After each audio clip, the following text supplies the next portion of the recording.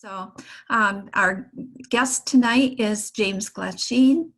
And James, I'll let you explain all of your titles and experience as you go forward. But we've invited him this evening as a graduate of the Ferris State University Master of Healthcare Administration program. He was one of the first graduates of that program and was willing to join us as one of the very first students in that program. So we look forward, James, to hearing about your experiences in the program, but most importantly, your experiences as the Stuart A. Westbury Postgraduate Awardee, Fellowship Awardee for ACHE. So welcome, James. Awesome. Well, thank you, Dr. Bullard. It is a pleasure to be back here, and I'm honored to be your speaker for this evening. I really enjoyed my time in the program, and I'm really excited to be able to help out and speak to you all today. So I'll start with a little background about myself, just to kind of give you a format here where I plan on going, and then I'll move from there to talk about the fellowship experience, kind of how that went, and then I'll move from there to kind of talk about what I feel like it means to be a graduate student and how I feel the MHA program really helped me through my career and kind of where I got to now. And then we'll close out the conversation with a little bit of Q&A at the end. So I look forward to answering your guys' questions as we move through here. But I've got some notes here to make sure I stay on track, so don't get too derailed from our topic. So excuse me if you see me looking back and forth. So a little bit of background on me. I have a long history of working in radiology. That was my background when I kind of embarked on this journey through my bachelor's and master's degree with Ferris. I felt that I had kind of hit a wall in my job as an MRI tech. I wanted to do more, be more, and I really kind of lacked a good way to get out of that clinical arena of healthcare and into the more managerial side. So that was when I decided to enroll into the bachelor's program and completed that in 2018, when I started my MHA degree with Ferris as well. So as Dr. Bullard had led to, when the program finished in 2018, when I graduated, I worked for another year as an MRI tech and then decided to start applying for fellowships. And I was lucky enough to be awarded the Stuart A. Westbury Fellowship with the American College of Healthcare Executives. It was very exciting, and it was a great opportunity for me. And I'm excited to be here today talking to you all about that experience. So once that fellowship ended, that really gave me a lot of the tools I needed that I felt that I was lacking from my clinical work history, a lot of that project management, leadership experience that kind of gave me that like extra boost to my resume to kind of land that management job. So we'll move on into my fellowship here and kind of talk to you all about that. So, ACHE, the American College of Healthcare Executives, I was first introduced to it by Dr. Bullard and Dr. Epps here in the program back in 2018. I don't remember if I actually joined in the bachelor's program, if we mentioned it there or not, I'm not sure, but I believe it was in the master's program when we started. It's a great organization, and they had so many resources for students just within their career resource center, resume review. It was a great opportunity for me to kind of get some education around what health executives are doing, kind of learn what they're learning. And it proved to be an excellent opportunity for me to meet people as well. So I really enjoyed getting involved in that organization while I was still a student. It kind of helped me learn about being a leader before I was actually a leader. And ACHE, which we call the American College of Healthcare Executives, is ACHE, has 78 regional chapters. Actually, I think it's 77 now. One of them being the Michigan chapter. I believe it's the Great Lakes chapter of the American College of Healthcare Executives. It's like Glashy. It always sounded like my last name, which when I pronounced it. But so that is, I think, really a great way for students to get involved in healthcare management and to get some experience under their belt. I When I started the fellowship in 2018, I hadn't gotten involved with my chapter much through my MHA program. You know, I read a lot of the journals that came out, and I've been through the website a lot and looked into the resume review services they offer, but I never really got involved with the Michigan chapter. And knowing now, being through that fellowship, that was something that I really wished I would have done back when I was going through the MHA program. But the fellowship that I landed in was a 12-month program over the span of a year from June of 2019 to July of 2020, so a little over a month.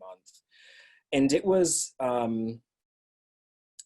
focused on kind of learning to handle large organizational issues, you know, that involve many different departments. And although my fellowship was with an association, not necessarily a hospital, a lot of the same concepts applied while I was there. So I took on a lot of project management stuff and learned a lot about leadership and leadership theory and applying those concepts. You know, my fellowship was kind of an arena for me to exercise some of those leadership theories and try to use them and see how they work and try and, you know, find my own management style. But just to talk a little bit more detailed, I think, about the fellowship. When I started there, I spent my whole first half of the fellowship kind of rotating through all of the departments. I spent a week in membership services. I spent a couple of weeks in diversity and inclusion. I spent a week in marketing. I spent a week even in our IT department. I spent a week, I think there was 8 of them in all areas of the organization, which was pretty valuable to me. And then the second half of the fellowship, I took on a very large project. I'm not sure if any of you are familiar with ACHE's annual Congress in Healthcare Leadership they have every year in March. They have a large number of student volunteers that come to that event every year, around 180 of them. And it was my job to onboard them, train them all, place them all, and make sure that they were ready to go when Congress 2020 would have happened. Unfortunately, it didn't because of COVID. Just kind of ruins everything. But the whole back half of my fellowship, from the end of August into September, all the way through March, was solely focused around planning for that event. Something I wasn't prepared for. I wasn't prepared for how expansive that project was going to be. But as I had mentioned earlier, it really gave me a lot of opportunity to exercise some of those leadership principles that I had learned of through this MHA program. But during that back half of the fellowship, while I was working through this, we call them program assistants, the student volunteers, working through that program assistant project, I had a lot of opportunity to take on other projects as well. I helped ACHE develop a marketing campaign for their fellows. I was very involved in their finance, the chapter finances. Every chapter that ACHE has to submit a financial statement to ACHE every year.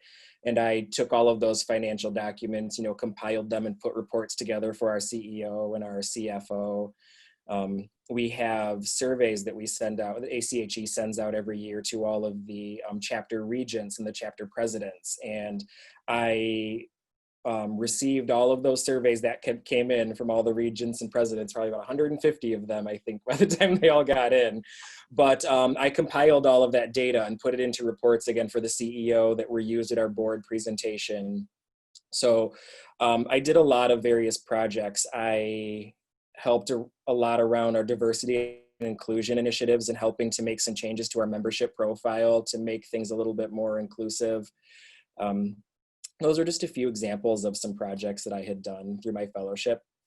And if you guys have any questions about any of them or you want some more information, write the questions down. We can definitely circle back to that later towards the end of this discussion.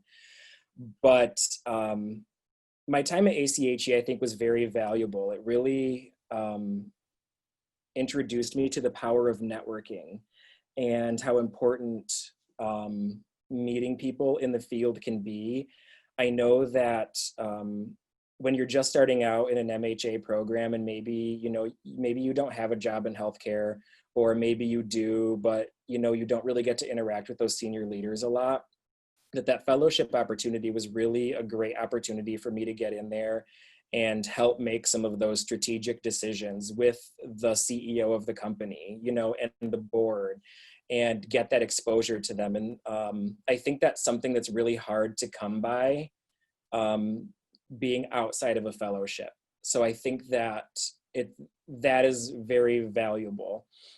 So I think, kind of on that same note, I mentioned the chapters, for ACHE all over the country, that really getting involved in a chapter with ACHE is a great way to kind of get some of that exposure as well. You're not necessarily in the hospital or in the workplace with them, but you still get an opportunity to meet some of those people that are up there in the high places making decisions and network with them. Because one thing that I have found is that you never know who is going to end up being able to help you as you move forward in your career. And I found some help in some places that I didn't expect it, through my fellowship. And I think it just goes to show that that's why every connection is so important. How little or how small you think it may be, you never know who's going to be there for you when you need them to be. So that's a little bit about my fellowship. A lot of the projects I did, some of the nitty gritty stuff. As I mentioned, COVID came through and really changed the way things were running there at ACHE. We had to cancel our 2020 Congress on Healthcare Leadership. All of that work that I had done to get all of the program assistants together, and get them ready for Congress just a few weeks before the event, we had to cancel it. And I think unintentionally, but I got some great lessons in maybe crisis management, and still trying to find ways to bring value to these members and the students, because at the end of the day, we still want to try and bring that value to our members. And even though this event got canceled, and it was a very difficult time for a lot of people with the multiple crises that were going on during that time, that it was something that I was really glad to be a part of, in that decision-making process, and helping to still bring some value from that event to our members. And the last, maybe 3 months or so that I was with ACHE, I was working from home at that point, and was heavily involved in their professional development and their online learning. I had trained to run GoToWebinar and the Zoom meetings. I'm not sure if any of you were following ACHE's kind of COVID-19 series. They've been doing a series of free webinars, but for a while I was the one running them from my little apartment in Chicago. But, it was something I didn't expect to be doing, that kind of crisis management arena, but it was pretty exciting to be a part of. And I think I got a really good lesson out of it in thriving in difficult times, I guess is maybe what I would call it. So I found that incredibly, incredibly valuable to me during the experience. And I think that's probably about everything I have to share for the fellowship. I guess if we can stop now, if anybody has any questions they want to ask about the fellowship before I, jump into talking about the MHA program and kind of moving on into my career now. Does anyone have any questions they'd like to ask about it while we're here on the I don't topic? have a question about the fellowship. I kind of have more of a question about the membership, because I was like, oh, Yeah. let me look up. I see there's like different membership. I don't know if you know the answer to this. I would assume you do, since you're I'm sure running. I do. Okay.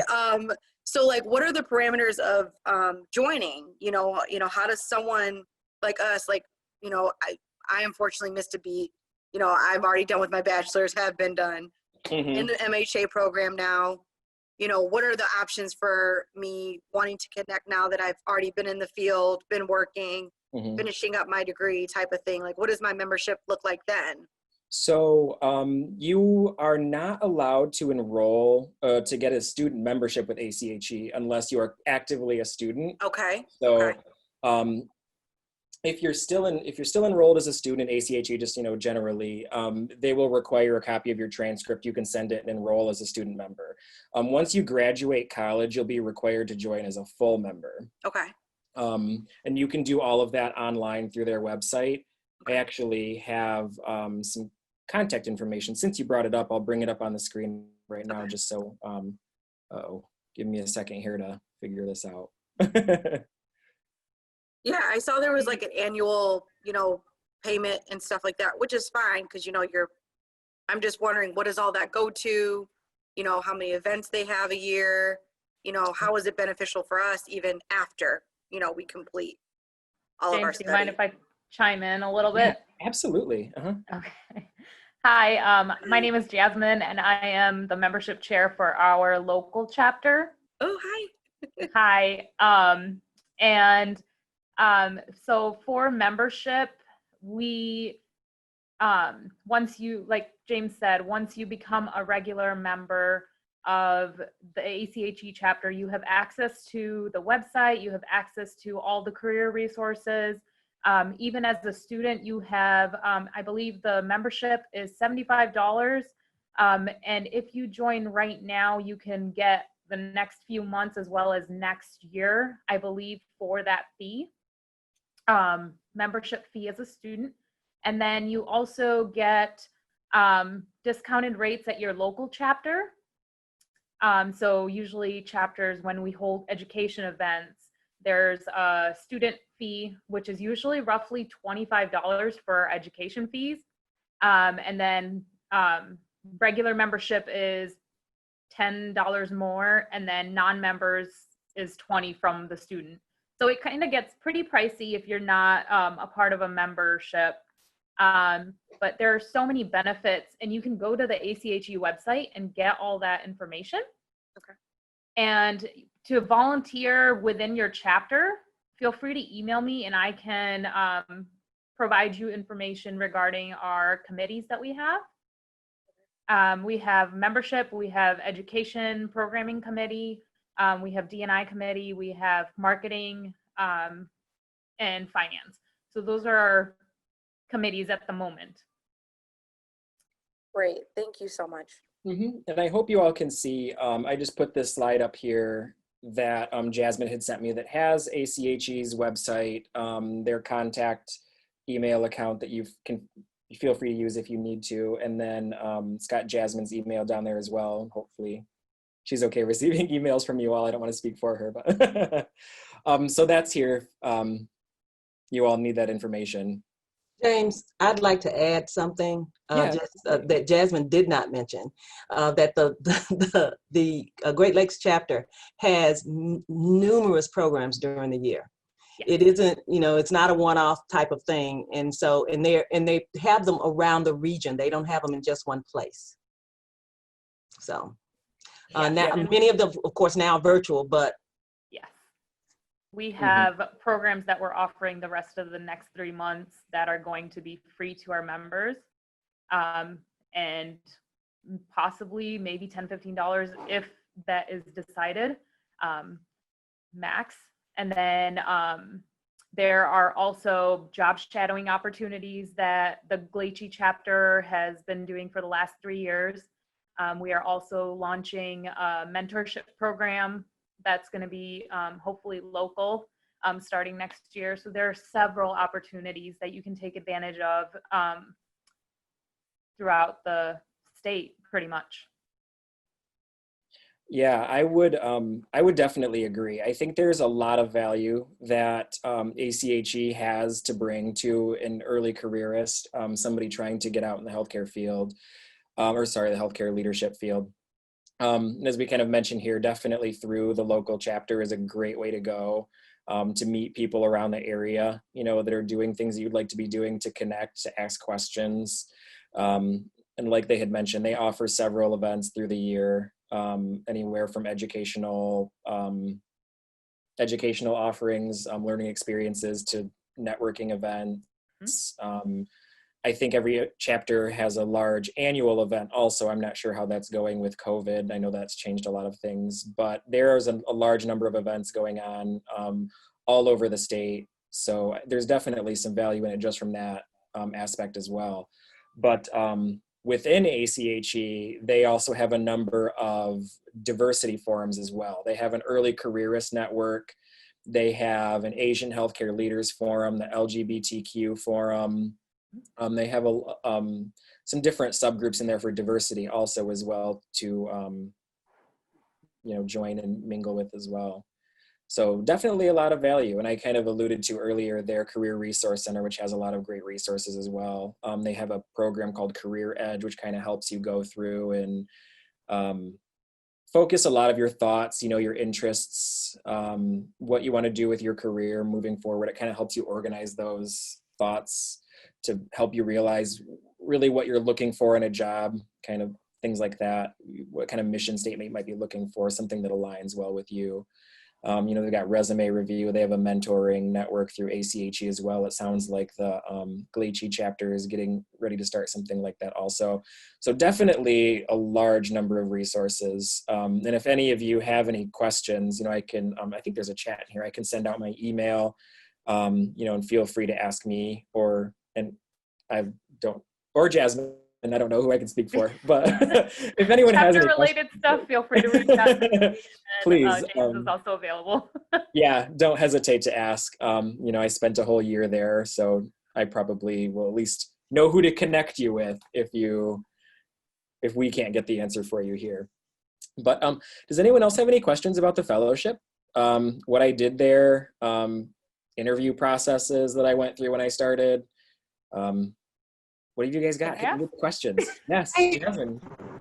Can you go a little more detail about the interview process? Yes. So it was a lot more involved than I thought it was going to be. I applied for ACHE's fellowship.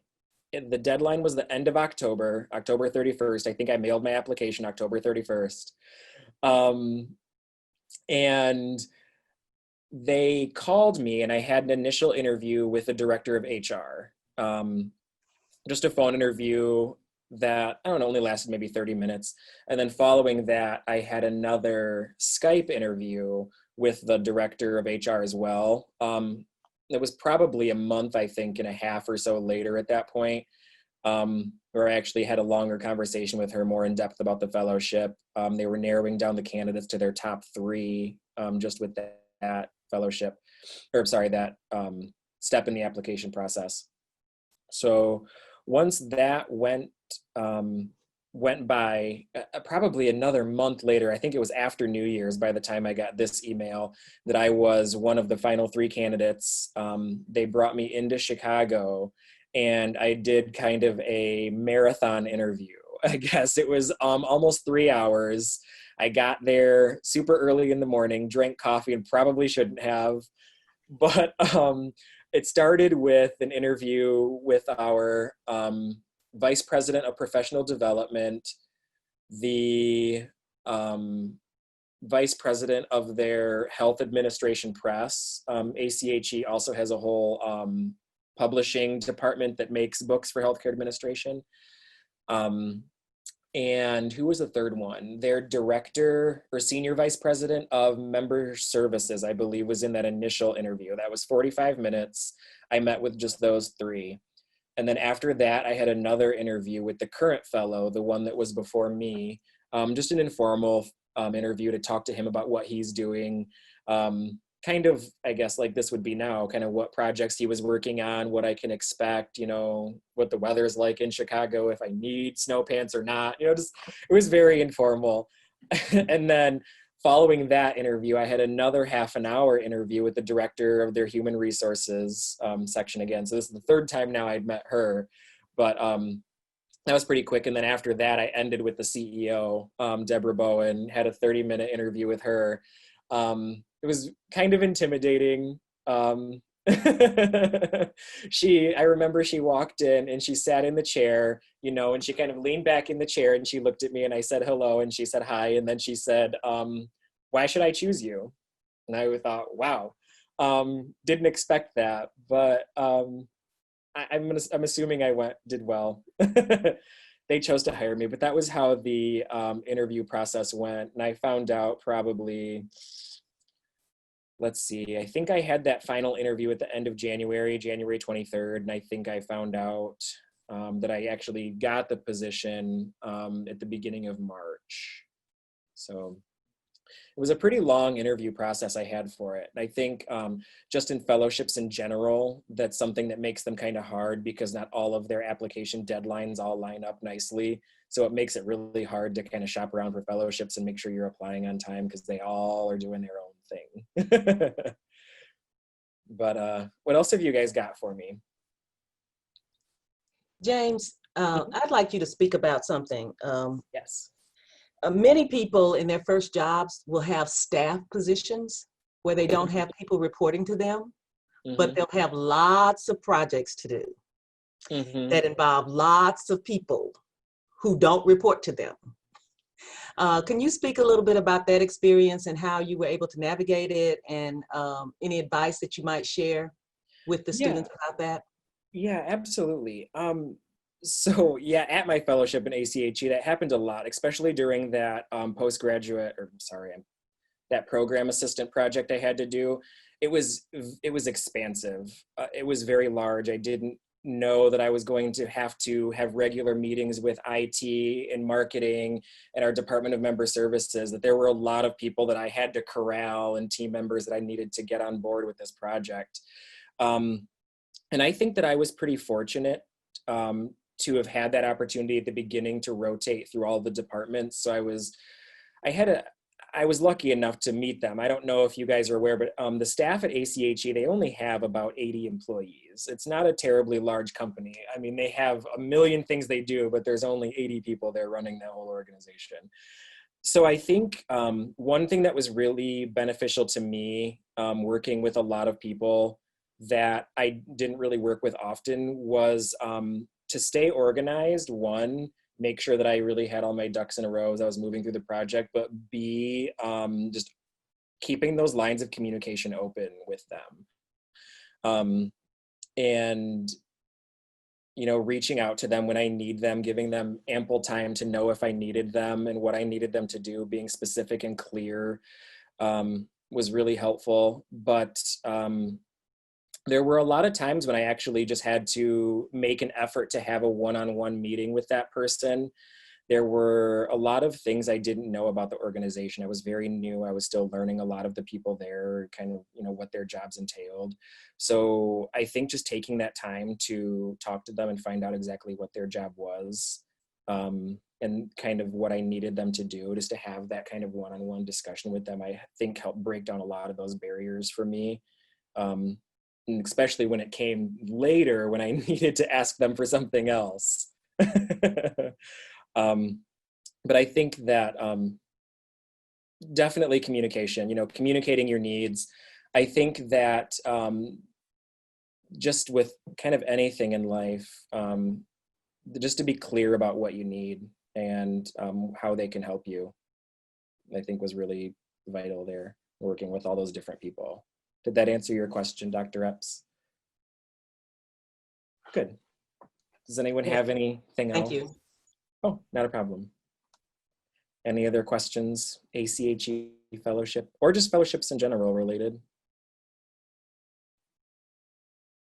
No? All right. Well, we're hearing silence. So I'll go ahead and move forward. So just some takeaways from that section, just to kind of recap. You know, getting access to those healthcare leaders is it's really difficult to do. So definitely take advantage of the ACHE chapter. The fellowship will definitely help with that if you pursue those opportunities as well. But take every opportunity that you have to network. That was something that I wish I would have started doing earlier in my career. As I mentioned, you never know who you're going to run into and who's going to be able to help you down the road. So if you have an opportunity to go to an event, I know COVID's kind of ruining that, but any opportunity you have to meet someone, take it. And definitely start keeping an eye out for people who might be mentors or people you might want to be mentors for you moving forward, you know, somebody that you feel you align with. So just some takeaways there.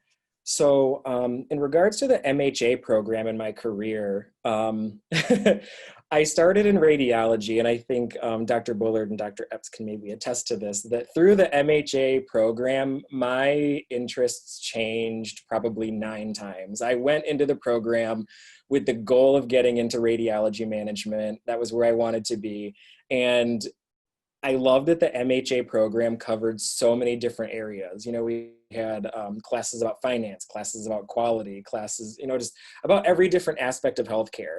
And I fell off the radiology train so fast, and I wanted to move into community needs and getting involved in like community needs assessments with hospitals. And I wanted to work with the community and diversity. And that was, you know, my love and what I wanted to do. So for, I don't know, the next maybe semester and a half, that was my focus. And then, you know, I took a quality class and I fell in love with healthcare quality. And I wanted to go in and be risk management and be the one that, you know, comes in and solves all of healthcare problems. When the doctor chops off the wrong person's leg, I want to come in and find out why it happened and how we can keep it from happening in the future. And that was really what I wanted to do. And I actually left the MHA program with the focus of getting into quality. And I think one of the things I loved about the program was that it really gave me an opportunity to explore so many areas of healthcare. It's so expansive. You know, if you want to get into finance, or if you want to get into quality, you want to get into marketing, you want to get into community needs, radiology, the MHA degree really opens a lot of those doors for you, and makes it, it helps you get into those different areas.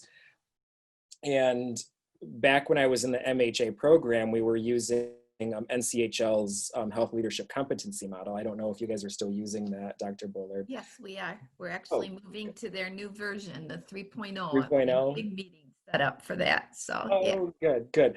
I really liked it. I didn't know a lot about it coming into the MHA program, but you know, they say that hindsight is always 20/20. And I didn't realize, you know, how all of those skills, I think they were broken into, what was it, transformation, execution, and people, I think maybe back then, I think were the 3 sections. You know, and they cover everything from analytical thinking, strategic orientation, you know, change leadership and professionalism, all these different areas. And as I was learning about them, you know, it was just interesting to see how much they all apply to me now. I remember learning about leadership theory and reading about all of those people when I started was definitely not my favorite topic. Sorry, Dr. Epps, but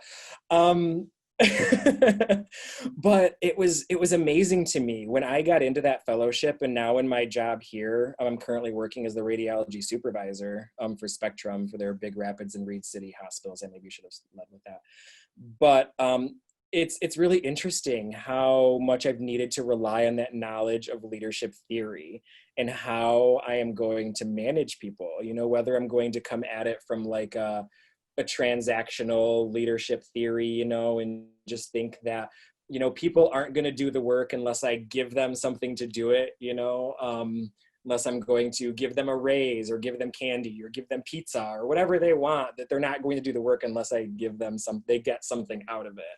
And then, you know, transformational leadership on the other side, which is, you know, talks about working with people and bringing them with you and getting their thoughts and opinions before you know, make decisions and really including them in that process. And I think that real leadership, once you get out in the world, is really a combination of a lot of them. And that was something that I,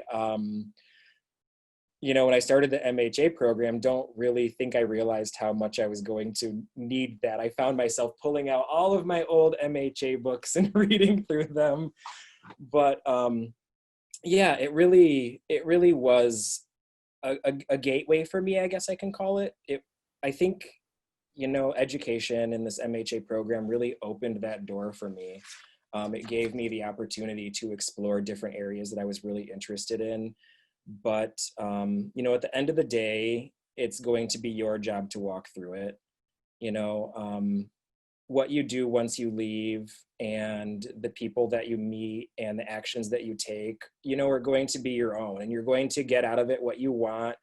And I think that if you have the drive to do it and you take that initiative to learn as much as you can and do everything that you want to do, that you really can get where you want to go. And sometimes, you know, it might take a while, but not to be defeated, you know, and just to stay on it. So I think that that was something that the MHA program really brought for me, which I'm incredibly grateful for, because I think without it, I wouldn't have been able to kind of walk through that door and leave kind of my clinical history behind me. So it really helped me move forward with that. But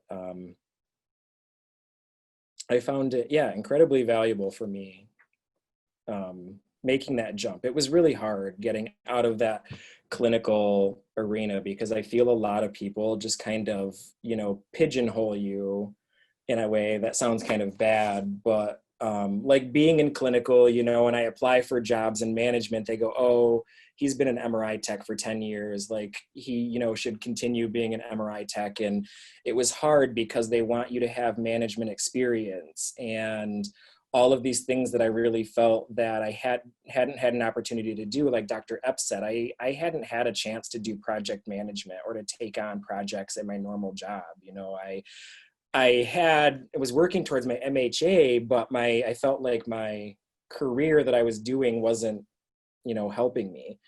So I was glad that the MHA program was so project heavy. You know, it gave me a chance to kind of lead some of these projects and do some of that critical thinking and, you know, do that strategic analysis that I really wasn't getting in my job. It helped me bridge a lot of those gaps. So when I was interviewing for these positions, you know, I could recall on those experience, those large, those group projects with the Fab Five that we had.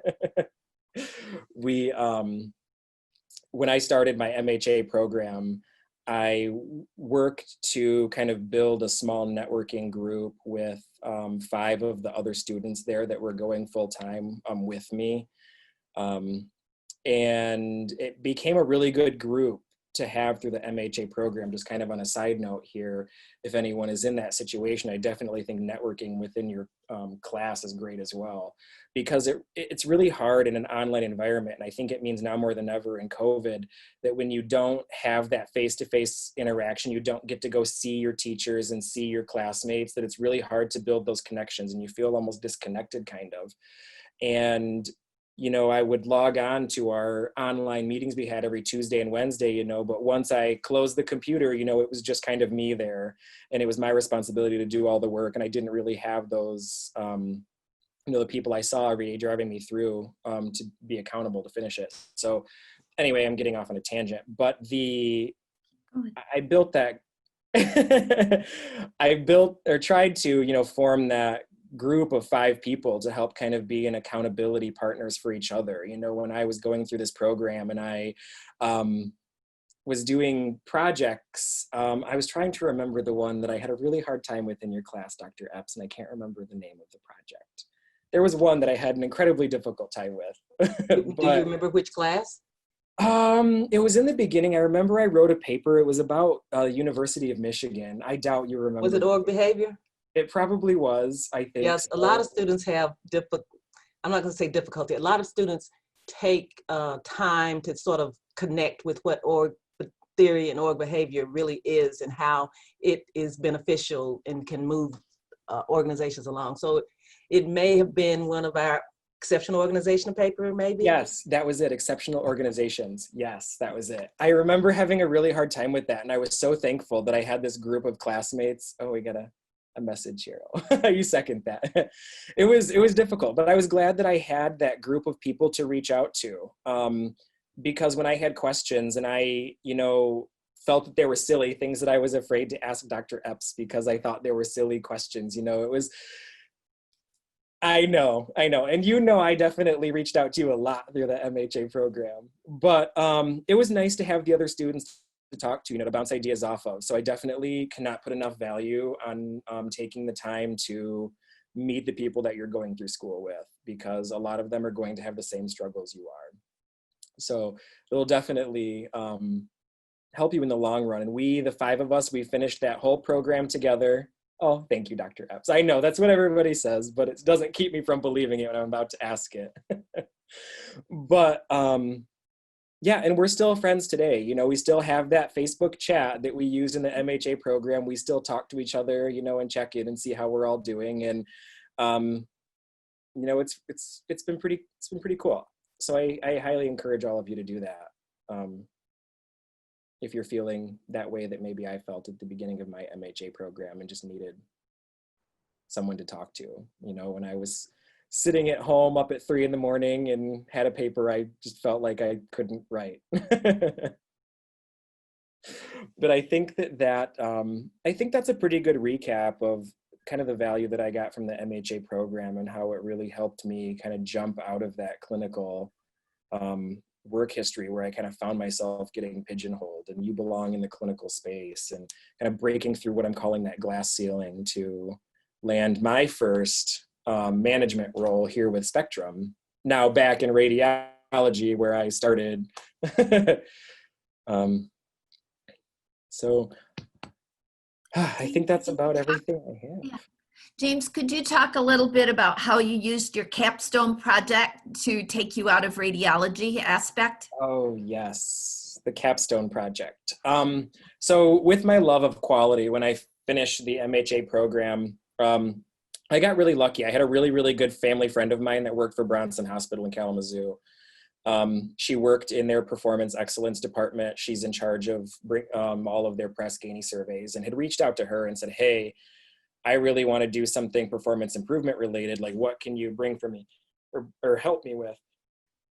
So she actually got me an interview with her manager to kind of talk about the capstone project, to introduce it to her, to see kind of what the project was about, what kind of things I wanted to do, how long it was, things like that. So I'll kind of fast forward here. I ended up doing I implemented a nursing bedside report program on the cardiology unit at Bronson Hospital. And that was a fantastic opportunity for me. As I had mentioned, was solely an X-ray tech or an MRI tech in radiology. And I all of a sudden in January found myself on a nursing unit, changing nursing policies. And it was interesting because my first few weeks there, I was met with a lot of resistance. The nurses, you know, would say, you are not a nurse. What are you doing on this floor, changing nursing policies?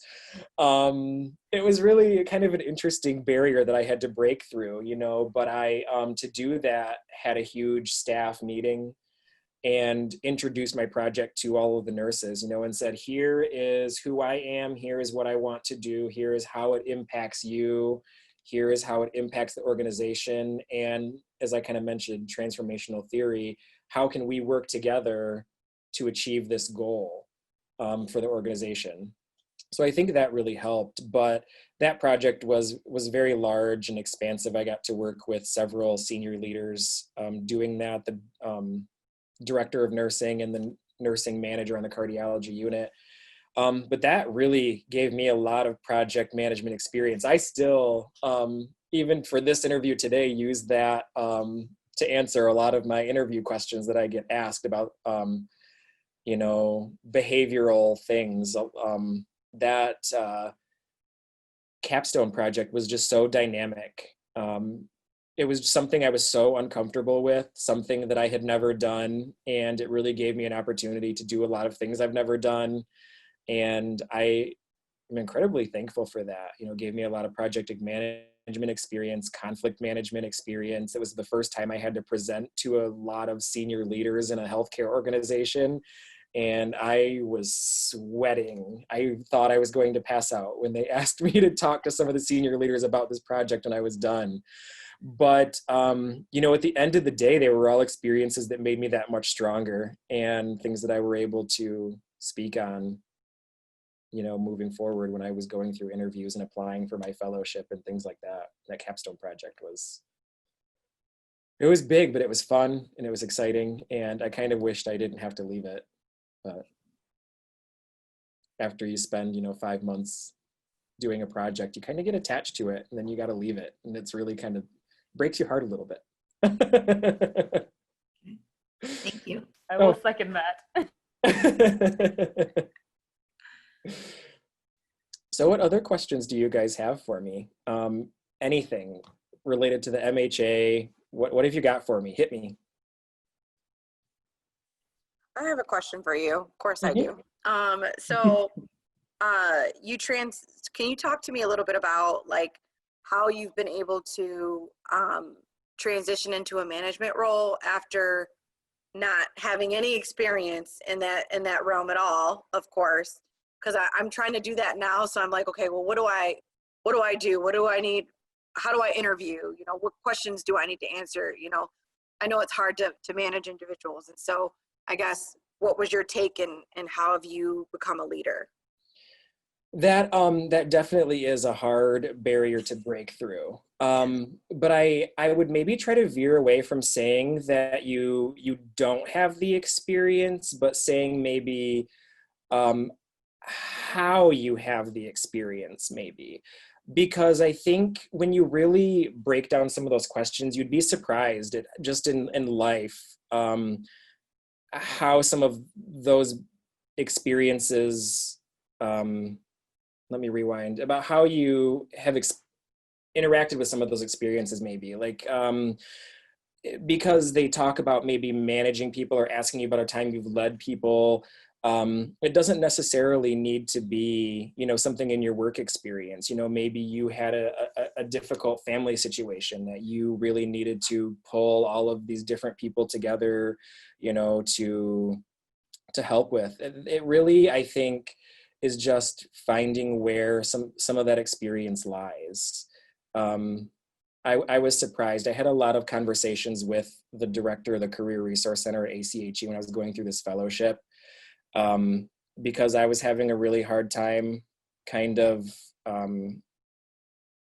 pulling my different experiences from places into a nice answer that I could feed to people, you know, in an interview, kind of like I think you're saying. And she really told me that it's about finding the value that you can bring. You know, everybody as they move through life has unique experiences, be it at work, at school, and just thinking about those and finding out how you can bring that value. You know, and when I was interviewing for these management roles, and they were talking about leadership, I relied heavily on that capstone project.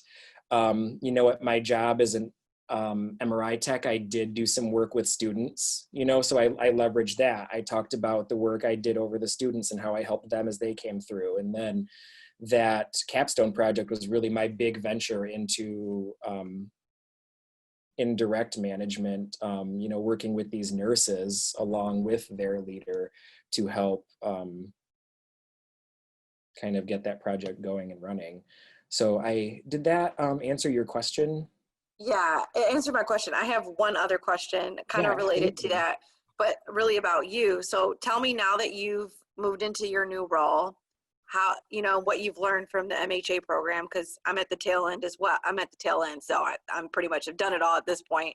Tell me what you've learned and how you've become a leader since that, you know, since you finished. So there is definitely kind of a transition that I feel like I'm still going through, still navigating myself. I am a very social person, as Dr. Bullard and Epps can probably tell you.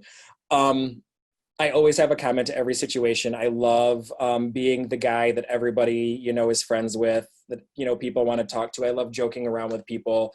And once I started this leadership role, it was really different for me, because now that I'm in a leadership role, I can't be that whole person, because at the end of the day, I still have to be their leader.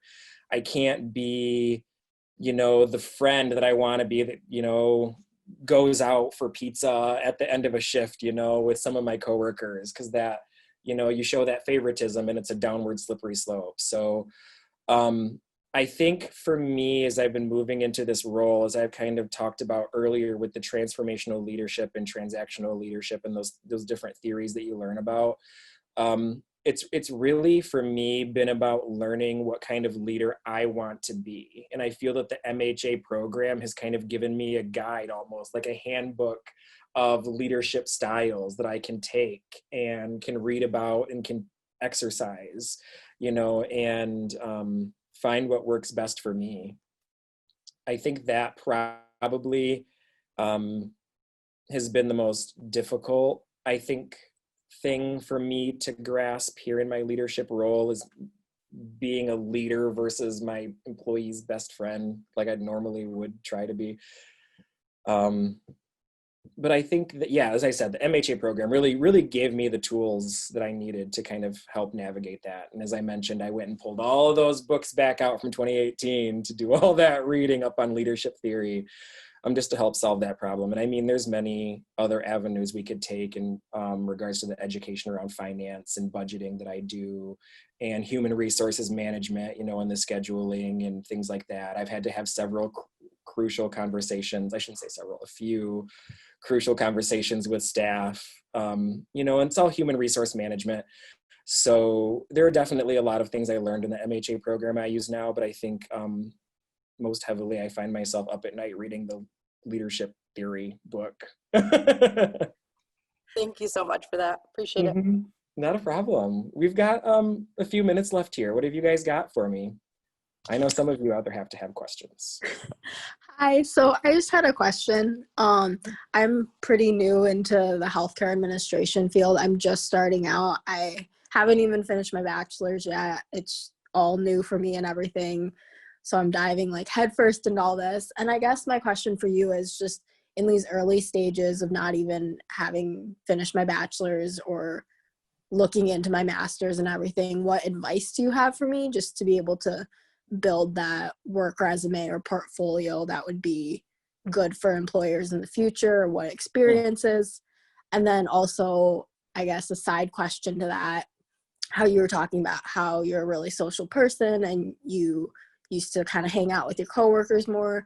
I'm like that. I enjoy interacting with my coworkers, but I know that at some point there has to be that line where you're more their boss than their friend.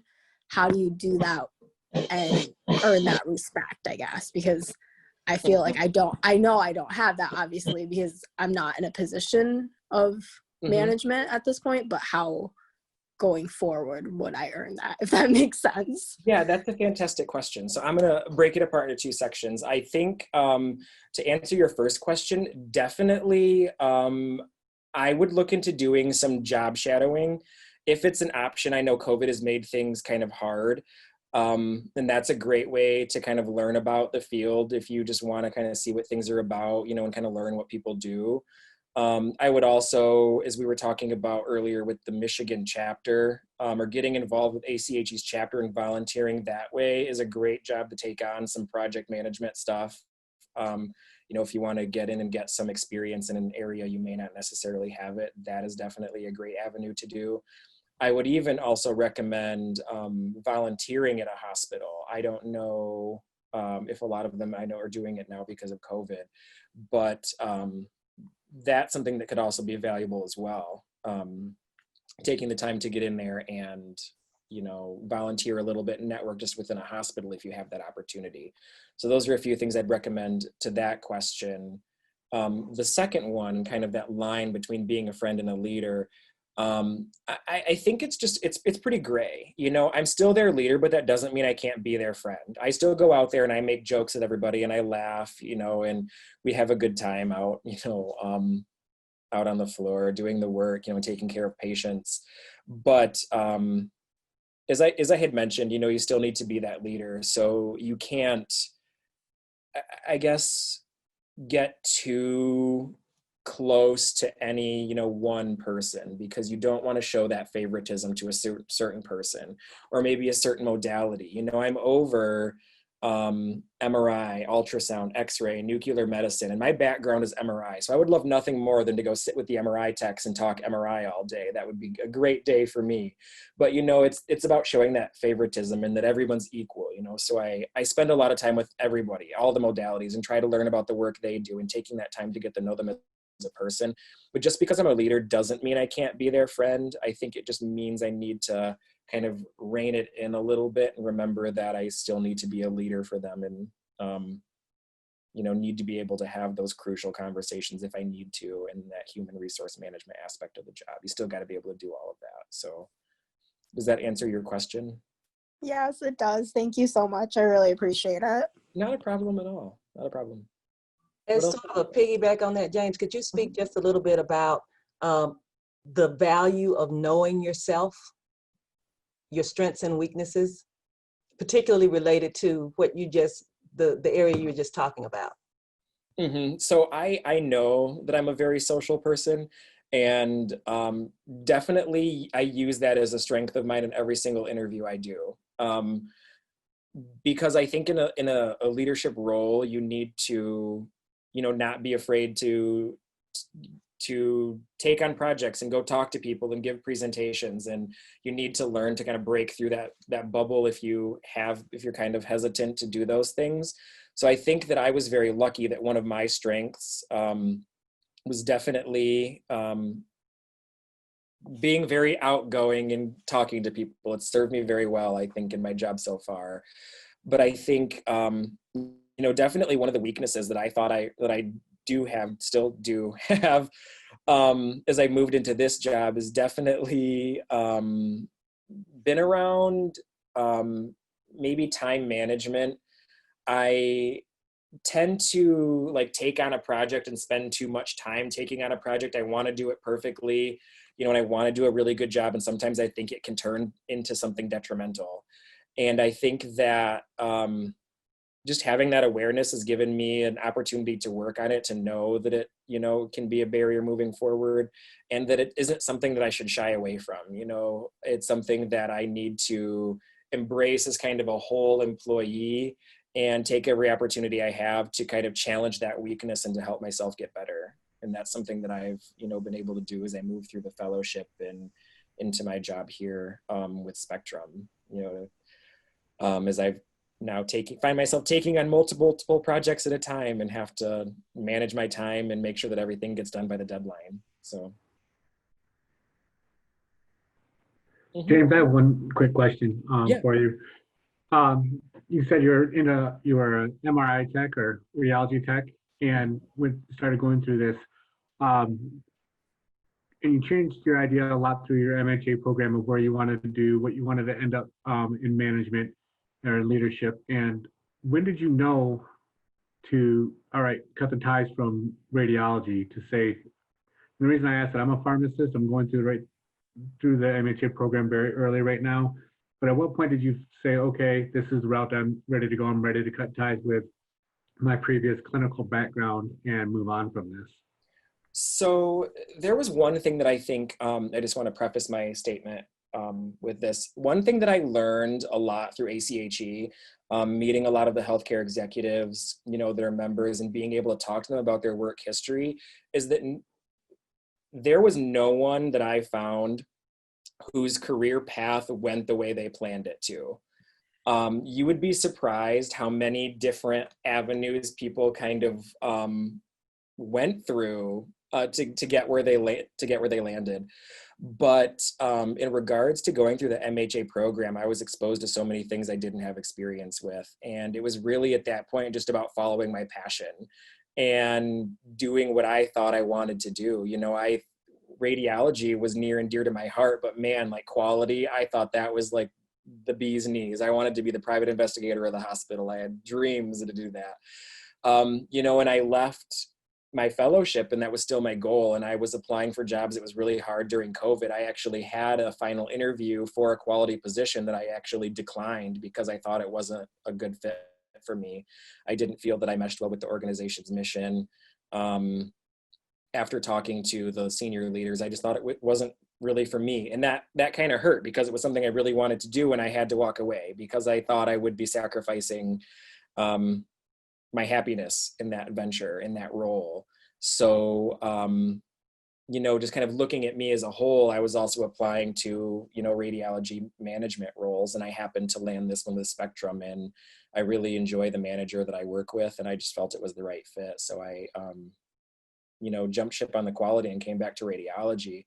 But I think at the end of the day, it's just about your passion. What do you want to do? Just knowing that, your career choice may very well be what you do for the rest of your life. And I think that with every choice you make in life, it should always be in the pursuit of your own happiness.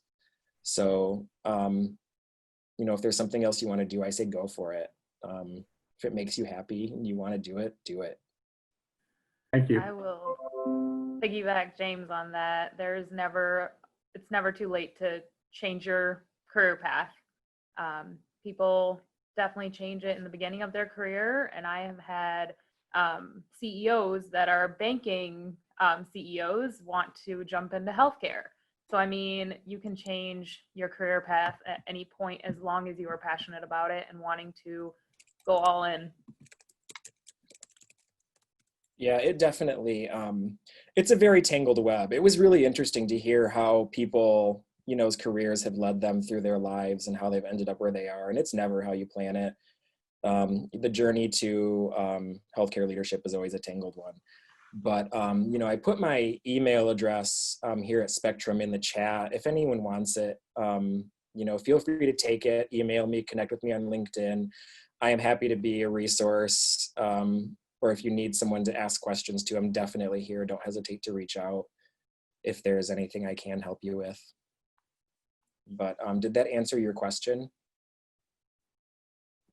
Yes, very much. Thank you very much. Not a problem. Thank you.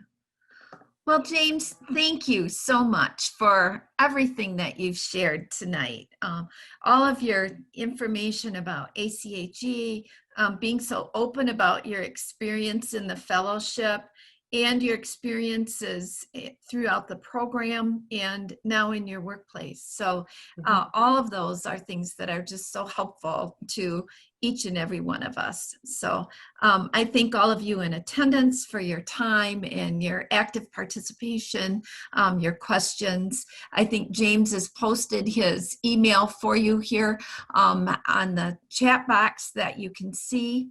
And I just want to thank everyone for their attendance and their contributions.